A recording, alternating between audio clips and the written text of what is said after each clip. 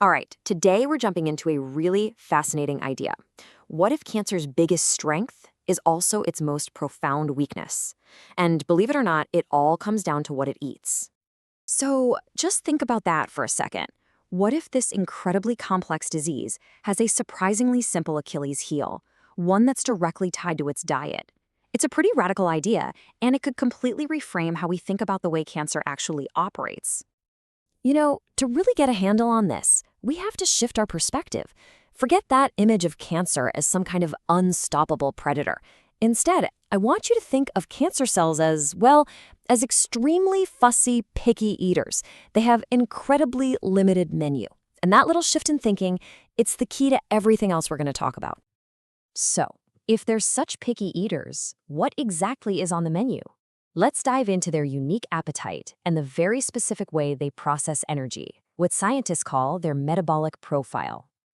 Now, this whole pickiness thing, it actually has a scientific name. It's called metabolic inflexibility. And understanding this one core concept is so important because it's the foundation for this entire story. So, what does that actually mean?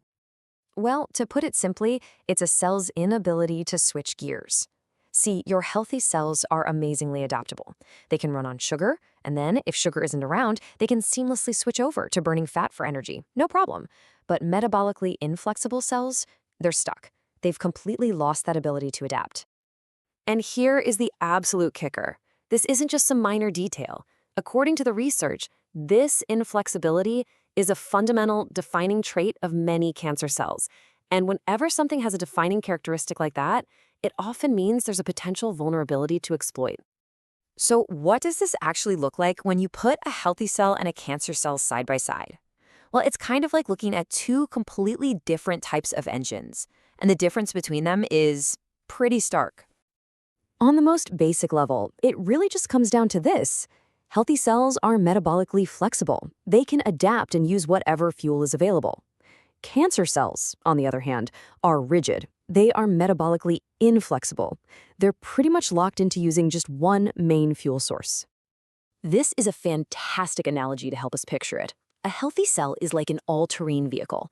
It's a hybrid, right? It can run on multiple fuels, glucose, fats, even things called ketones, and it can switch between them without even thinking about it. It's efficient, it's adaptable.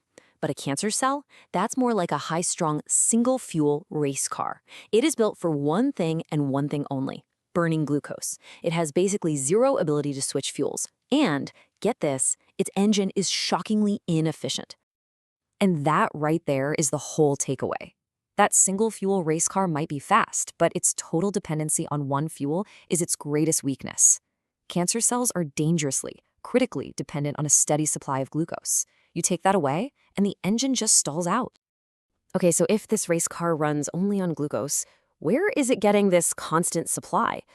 Well, that brings us to the glucose connection and the, slightly uncomfortable truth about how our own bodies can end up inadvertently fueling the fire. The reality is our own metabolic health can either starve these picky eaters or it can create an all-you-can-eat buffet for them. An environment that's just swimming in their favorite fuel is, well, it's the perfect place for them to grow and thrive. The source material really lays out a clear path for how this can happen. It often starts with a high intake of carbohydrates. Over time, that can lead to something called insulin resistance.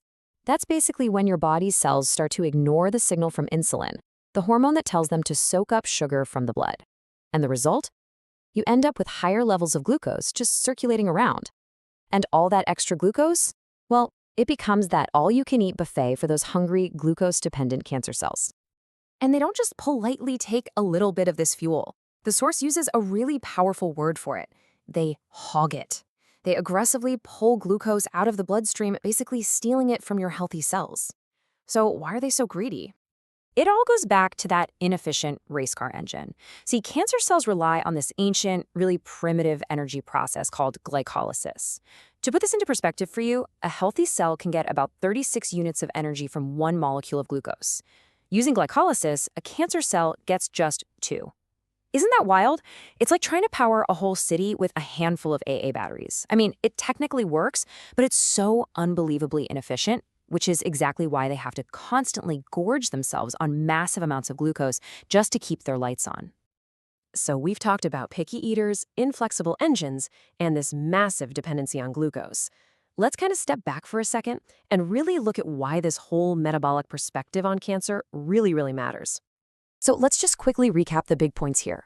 First off, cancer's big secret is its vulnerability, its metabolic inflexibility. Second, this inflexibility makes it dangerously dependent on one thing: glucose. Third, things like insulin resistance can create a high glucose environment in our bodies, which can effectively feed these cells. And finally, really understanding this connection is a huge part of understanding our own metabolic health. Now, I have to be absolutely crystal clear about something here. This information is not presenting a simple cure for cancer. That's not what this is about. This is about shining a light on a fundamental mechanism, a deep biological process that helps us understand the disease in a completely new way. And really, this understanding leaves us with a pretty powerful and forward-looking question. If cancer has such a clear metabolic weakness, could optimizing our own metabolic health, how our bodies process energy, be a powerful new frontier in how we think about managing cancer risk? It's a pretty profound thought to end on. Thanks for joining me for this explainer.